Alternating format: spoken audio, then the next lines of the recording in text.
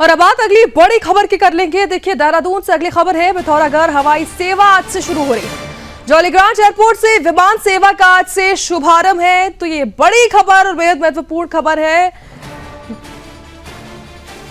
हवाई सेवा आज से शुरू हो चुकी है। जौलीग्रांट एयरपोर्ट से विमान सेवा का शुभारंभ हो चुका है। ऐसे में सीएम पुष्कर सिंह धामी ने शुभारंभ किया है। 12 से 14 घंटे का सफर अब 1 घंटे में पूरा होगा। बड़ी खबर आप तक पहुंचा रहे हैं। शुभारंभ हो चुका है। सीएम धामी ने शुभारंभ किया है। जौलीग्रांट एयरपोर्ट से विमान सेवा का शुभारंभ हुआ है, जिससे अब 12 से 14 घंटे का जो सफर है वो 1 घंटे में पूरा होगा। जौलीग्रांट एयरपोर्ट से एयरलाइंस एयर द्वारा संचालित देहरादून से पिथौरागढ़ के लिए हवाई सेवा आज से शुरू हो चुकी है। मुख्यमंत्री पुष्कर सिंह धामी ने ऐसे में देहरादून पिथौरागढ़ के बीच संचालित होने वाली हवाई सेवाओं का शुभारंभ कर दिया है। इस फ्लाइट को हवाई संपर्क योजना के अंतर्गत संचालित किया जाएगा। बता दें कि एयरलाइंस द्वारा करीब 42 सीट विमान से इस सेवा का शुभारंभ हुआ है। मुख्यमंत्री ने कहा है कि देहरादून पिथौरागढ़ उड़ान जो है वो शुरू होने से गढ़वाल और कुमाऊं के बीच में हवाई सफर करने वाले जो यात्री हैं उनको अब सीधा लाभ पहुंचने जा रहा है। आपको बता दें, हवाई जो संपर्क योजना है उसके अंतर्गत कुछ अन्य जिलों को भी आपस से जोड़ने की तैयारी जो है वो लगातार की जा रही है। देहरादून से नैनी सैनी हवाई अड्डे के लिए करीब 42 सीट विमान उड़ान भरेगा। इसके लिए पिथौरागढ़ का जो 12 से 14 घंटे का सफर है वो अब मात्र 1 घंटे में पूरा हो जाएगा।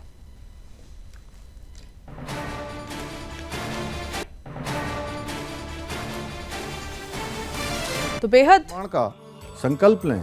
आदरणीय प्रधानमंत्री श्री नरेंद्र मोदी जी के कुशल नेतृत्व में आज भारत अभूतपूर्व सांस्कृतिक पुनर्जागरण का प्रतीक बन रहा है और एक सशक्त एवं समृद्ध राष्ट्र के रूप में विश्व स्तर पर अपनी पहचान स्थापित कर रहा है। रामनवमी का यह पावन पर्व आप सभी के जीवन में सुख, शांति, समृद्धि लेकर आए, यही मेरी प्रभु श्री राम से प्रार्थना है। एक बार पुनः आप सभी को रामनवमी की हार्दिक शुभकामनाएं। जय श्री राम, जय देवभूमि उत्तराखंड। जय श्री राम। आप सभी को रामनवमी के इस सेवा के प्रारंभ होने पर आप सभी को मैं बहुत बधाई देता हूँ। बहुत आप सबका यहाँ पर स्वागत करता हूँ, अभिनंदन करता हूँ और आदरणीय प्रधानमंत्री जी का और धन्यवाद करता हूँ, आदरणीय नायडू जी का, जो अभी हमको वीडियो के माध्यम से यहाँ पर इनका संदेश हम सब सुन रहे थे, और हमारे नगर विमानन मंत्री जी का भी बहुत मैं उनका भी धन्यवाद करता हूँ। और रामनवमी का पर्व है, इस रामनवमी के पर्व पर ये शुभ कार्य हो रहा है।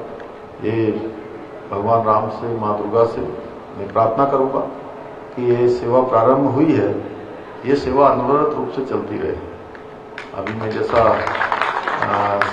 सीएमडी अमित जी से भी कह रहा था कि हम लोगों के वर्क कल्चर में माननीय प्रधानमंत्री जी के मार्गदर्शन में, प्रेरणा से हमने ये अडॉप्ट किया है कि कोई भी कार्य यदि हमारा शुरू होता है तो फिर वो अनवरत रूप से चलता है, यानी जब तक वह उसका उद्देश्य पूरा नहीं हो जाता है तब तक वो चलता रहे। आज ये बड़ी खुशी की बात है कि 42 सीटर सेवा पिथौरागढ़, देहरादून और देहरादून से पिथौरागढ़ के लिए चल रही है। और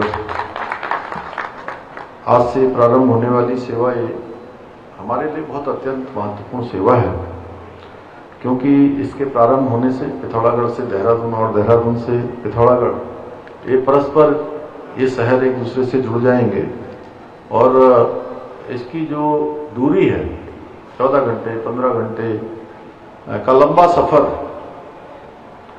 ये सफर बहुत छोटा हो जाएगा और इससे निश्चित रूप से वहाँ की स्थानीय अर्थव्यवस्था को भी मजबूत बनाने में बहुत अभूतपूर्व रूप से सहायता मिलेगी। इसके साथ साथ आदरणीय प्रधानमंत्री जी के दूरदर्शी नेतृत्व में आप सबको ध्यान होगा 2014 से पहले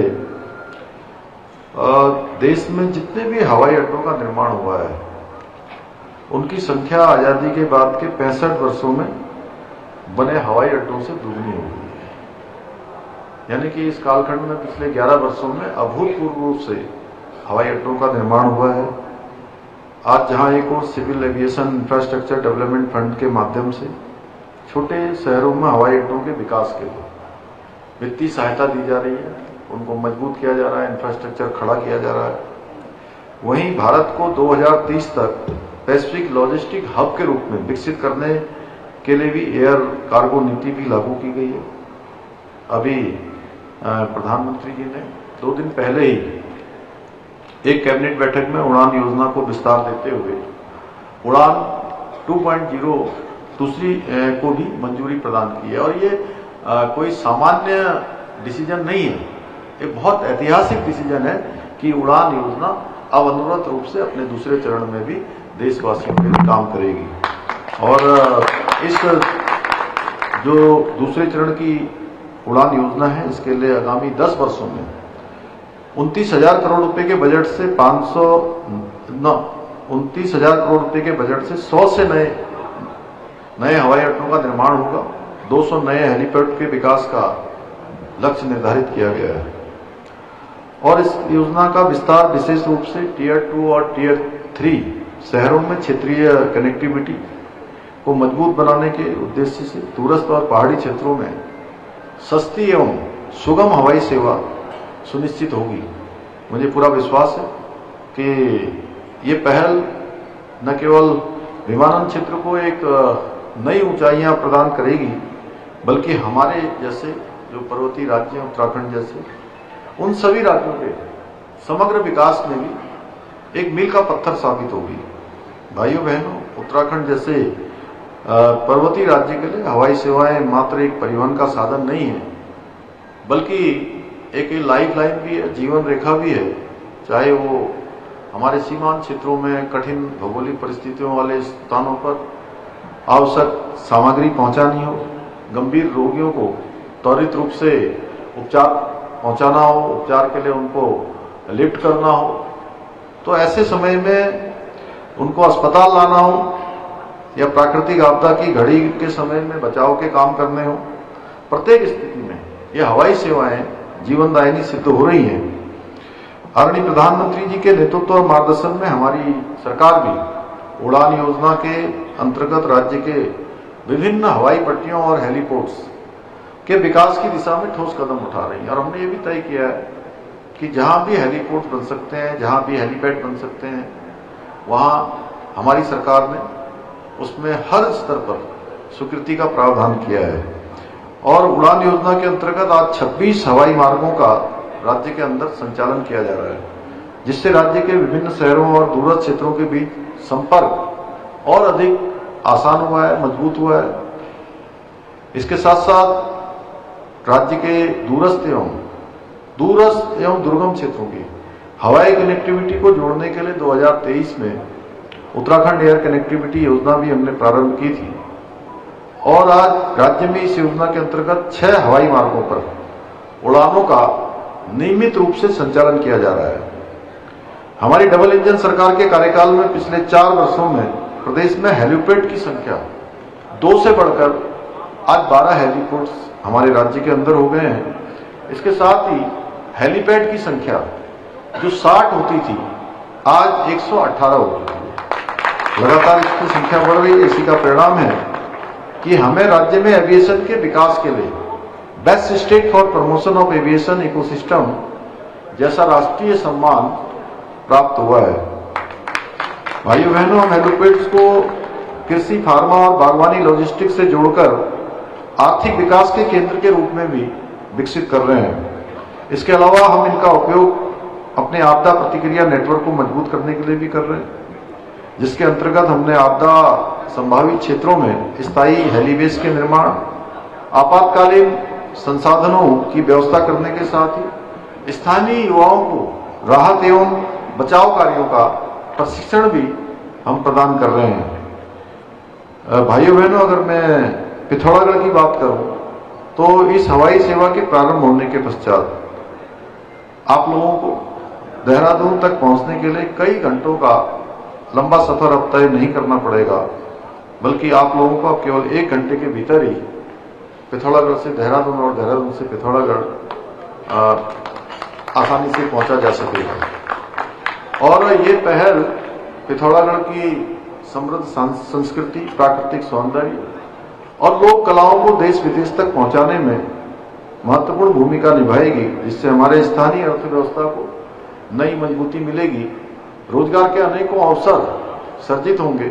नौजवानों को, युवाओं को, हमारी जो मातृशक्ति है, उन सभी को ये रोजगार के नए नए अवसर इससे मिलने वाले हैं। और इन हवाई सेवाओं के द्वारा पर्यटन को भी बढ़ावा मिलेगा। इसके साथ साथ जहां व्यवसाय बढ़ेगा, होम स्टे भी जो है इसके कारण से और अधिक मात्रा में उनको भी और अच्छा रोजगार मिलेगा। साथ ही आपात स्थिति में बचाव एवं राहत कार्यों के काम करने में भी, प्रभावी क्रियान्वयन में भी इससे सहायता मिलने वाली है। भाइयों बहनों, ये काम पहले के समय में भी हो सकता था और हमारे सीमांत क्षेत्रों से देहरादून या किसी बड़े शहर तक पहुंचाने में लोगों को इतनी समस्याओं का सामना नहीं करना पड़ता। इसके लिए अनेक प्रयास लगातार हम लोगों के द्वारा किए गए हैं और आज डबल इंजन सरकार में हमारे सीमांत क्षेत्र, दूरस्थ क्षेत्रों को विकास की मुख्य धारा से जोड़ने का काम किया जा रहा है। इसके साथ साथ हमारी सरकार ने पिथौरागढ़ को हल्द्वानी, देहरादून और दिल्ली से हवाई सेवा से जोड़ने का भी महत्वपूर्ण कार्य किया है।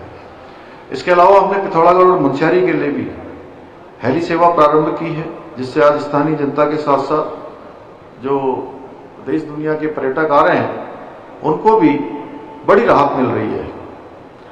और अभी जैसा राम मोहन नायडू जी ने बताया कि 9 नवंबर 2025 को आदरणीय प्रधानमंत्री जी की उपस्थिति में पिथौरागढ़ के हवाई अड्डे का पूरी तरह से विस्तार की रूपरेखा को स्वीकृति प्रदान करते हुए जो भारत सरकार का एविएशन मंत्रालय है उसके साथ हमने समझौता करके उनको उसके विस्तार के लिए विकास की एक एमओयू हमने साइन उनके साथ किया है और आने वाले समय में 450 करोड़ रुपए की धनराशि से ये विकास का काम वहां पर संपन्न होगा। भाइयों बहनों, हमारी सरकार राज्य में हवाई संपर्क को और अधिक सशक्त बनाने के लिए, घरेलू उड़ानों को और अधिक बढ़ावा देने के लिए, इसके साथ साथ उत्तराखंड को वैश्विक स्तर पर एक प्रमुख गंतव्य के रूप में स्थापित करने के उद्देश्य से अंतर्राष्ट्रीय उड़ानों के विस्तार के लिए निरंतर प्रयास कर रही है। मुझे पूरा विश्वास है कि आने वाले समय में एयर कनेक्टिविटी के क्षेत्र में पूरे देश में अपना एक विशिष्ट स्थान हम बनाएंगे और उत्तराखंड को देश का श्रेष्ठ राज्य बनाने का जो हमारा विकल्प रहित संकल्प है उसको साकार करने में अवश्य सफल होंगे। इन्हीं शब्दों के साथ आप सभी को इस हवाई सेवा के प्रारंभ होने की पुनः बधाई देते हुए मैं अपनी बात को समाप्त करता हूं। धन्यवाद। बहुत बहुत धन्यवाद माननीय मुख्यमंत्री जी। और आपने आज जो विश्वास जताया है उसी का